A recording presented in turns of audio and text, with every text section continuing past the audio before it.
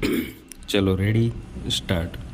સ્વતંત્રતાની શરૂઆત પાયામાંથી થાય, એટલે કે ભારતનું એકે એક ગામ, રાજ્ય, અમલની પૂરેપૂરી સત્તા ધરાવનારું પ્રજાસત્તાક અથવા પંચાયત હોય. એનો અર્થ એ થાય કે દરેક ગામ પોતાની તાકાત પર નભતું હોય, પોતાનો કુલ વ્યવહાર ચલાવવાને જરૂર પડે તો આખી દુનિયા સામે પોતાનું રક્ષણ કરી લેવાને સમર્થ હોય. બહારથી આવતા કોઈ પણ પ્રકારના હુમલાની સામે પોતાનું રક્ષણ કરવાની તેને કેળવણી મળી હોય અને તે રક્ષણના પ્રયાસમાં ખપી જવાની તેની તૈયારી હોય. આમ સરવાળે જુઓ તો રાજ્યનો પાયો ઘટક વ્યક્તિ બને છે. પાડોશીઓ અથવા બહારની દુનિયા પર આધાર રાખવાની અથવા પરસ્પર તેની રાજી ખુશીથી જે મદદ આપે તે લેવાની વાત આમાં સમાઈ જાય છે. આ સ્થિતિ સ્વેચ્છાએ પરસ્પર સહાય કરનારા બળોની એકબીજા પરની અસરનું ફળ હશે. તે અનિવાર્ય છે.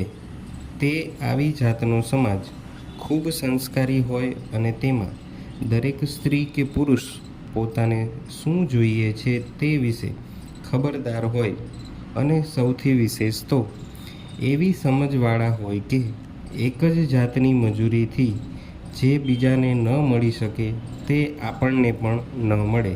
પેરા. આ સમાજની રચના સ્વાભાવિક રીતે જ સત્ય અને અહિંસાના પાયા પર થાય અને મારો એવો અભિપ્રાય છે કે ઈશ્વર એટલે કે દુનિયાએ જાણેલા સર્વ પ્રકારના બળોમાં જે વસે છે, પોતાની શક્તિ વડે જ જેની હસ્તી છે, જે વસ્તુ માત્રનું જ્ઞાન ધરાવે છે, જે કોઈના પર આધાર રાખતી નથી અને જે બીજા બળોનો કલ્પી શકાય તેવો નાશ થયા પછી અથવા તેમની અસર જણાતી અટકી જશે ત્યાર પછી પણ પોતાનું કાર્ય કરતી હશે. તે જીવંત શક્તિ પર સમજપૂર્વક શ્રદ્ધા રાખ્યા વિના સત્ય અને અહિંસા સંભવિત નથી.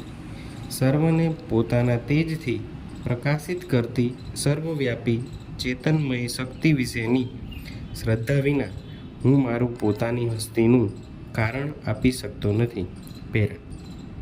અસંખ્ય ગામડાઓની બનેલી આ સમાજ રચનાની આકૃતિ એકમેકથી ઊંચે જતા વર્તુળોની નહીં પણ એકબીજાથી વિશાળ થતા જતા અને નાનાને મોટામાં સમાવી લેતા વર્તુળોની હશે.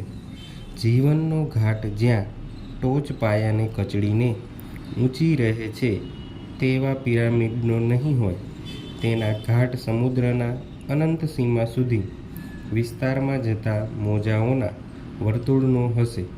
જેના કેન્દ્રમાં પોતાના ગામને રાખી ખપી જવાને હરહંમેશ તત્પર એવી વ્યક્તિ હશે અને ગામ વળી બીજા ગામોના બનેલા પોતાના વર્તુળને માટે ખપી જવાને તત્પર રહેશે અને આખરે આ રચનામાં સર્વ વર્તુળો મળીને એક જ પ્રાણવાળું એક શરીર બનશે. એ રચનામાં જે વ્યક્તિઓનો સમાવેશ થશે તે પોતાને અહંકાર અથવા ઘમંડમાં કોઈ બીજાના પર આક્રમણ નહીં કરે, હંમેશા નમ્ર રહેશે અને સમુદ્રના વિશાળ વર્તુળમાં સમાયેલા સમસ્ત જીવનની ભવ્યતા પોતાના અંતરમાં અનુભવી તે વર્તુળના અંગરૂપ ઘટક બની રહેશે. સ્ટોપ.